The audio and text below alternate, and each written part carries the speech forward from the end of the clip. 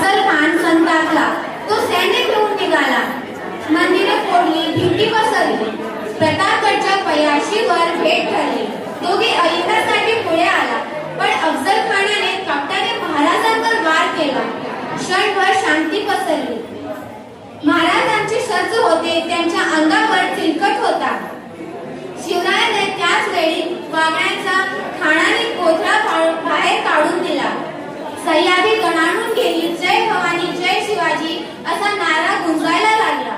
वाघाने अफजल खानाचा कोथळा फाडून दिला.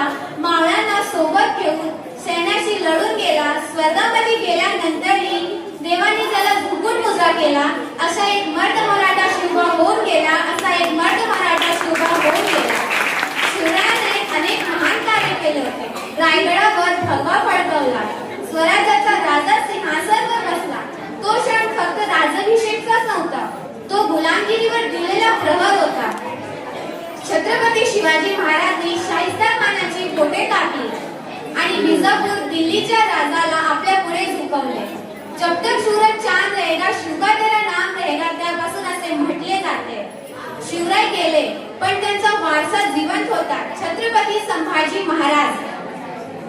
औरंगजेबाने त्यांच्यासोबत खूप छल केले आणि त्याला धर्म बदलायला सांगितलं, पण छत्रपती संभाजी महाराजांनी सांगितलं, देह घे पण स्वाभिमान नाही. हेच आहे महाराज